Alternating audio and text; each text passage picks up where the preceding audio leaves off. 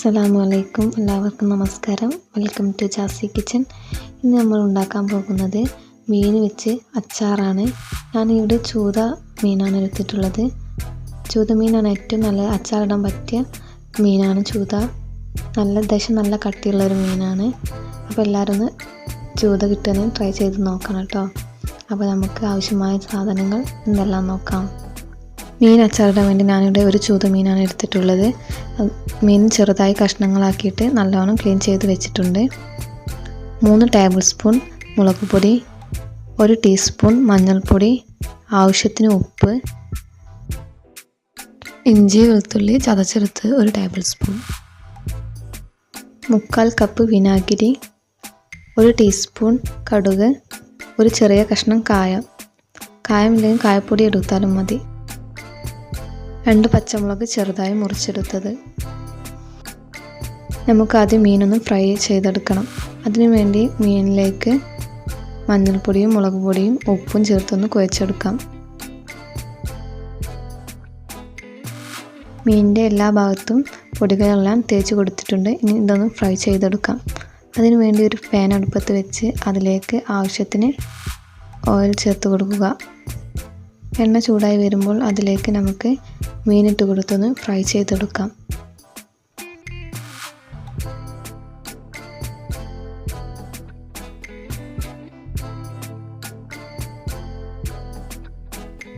മീനിൻ്റെ ഒരു ഭാഗം വെന്ത് വരുമ്പോൾ നമുക്കൊന്ന് മറിച്ചിട്ട് കൊടുക്കാം.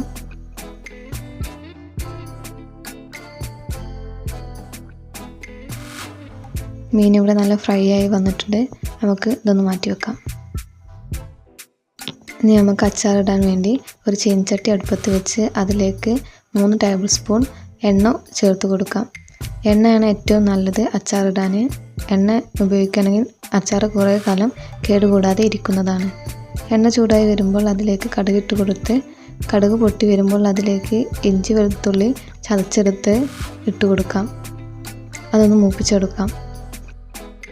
ഇതിൻ്റെ കൂടെ തന്നെ കായവും ഈ എണ്ണയിലേക്ക് ഇട്ട് കൊടുത്തൊന്ന് മൂപ്പിച്ചെടുക്കാം.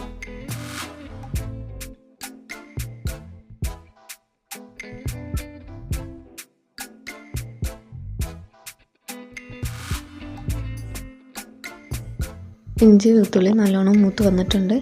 അതിലേക്ക് കറിവേപ്പില പച്ചമുളകും കൂടി ഇട്ട് കൊടുത്തൊന്ന് മൂപ്പിച്ചെടുക്കുക.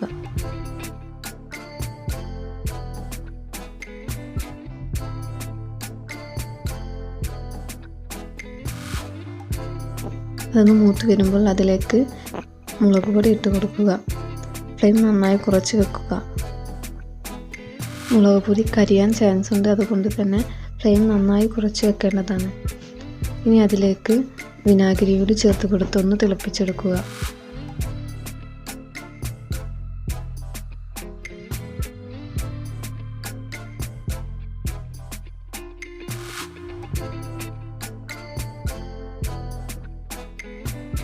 വിനീഗർ ചേർത്ത് നല്ലോണം തിളപ്പിക്കുക. തിളച്ച് വരുമ്പോൾ അതിലേക്ക് ഫ്രൈ ചെയ്ത് വെച്ച മീനിട്ട് കൊടുക്കുക. മീനിട്ട് കൊടുത്തൊന്ന് മിക്സ് ചെയ്തെടുക്കുക.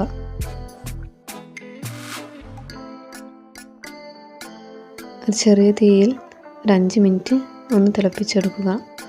അപ്പോൾ നമ്മുടെ മീൻ അച്ചാർ ഇവിടെ റെഡി ആയിട്ടുണ്ട്.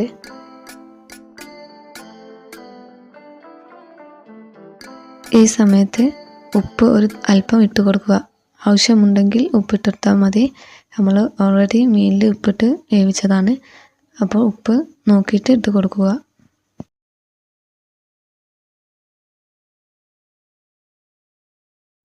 നമ്മുടെ മീനച്ചാർ നല്ലോണം റെഡിയായി വന്നിട്ടുണ്ട്. എല്ലാവരും ട്രൈ ചെയ്ത് നോക്കണം. ഇന്നത്തെ വീഡിയോ ഇഷ്ടമായ ലൈക്ക് ചെയ്യുക, ഷെയർ ചെയ്യുക, സബ്സ്ക്രൈബ് ചെയ്യുക. അടുത്ത് കാണുന്ന ബെല്ലൈക്കൺ എനേബിൾ ചെയ്താൽ ഞാൻ ഇടുന്ന എല്ലാ വീഡിയോസും നോട്ടിഫിക്കേഷൻ ലഭിക്കുന്നതായിരിക്കും. Thank you for watching.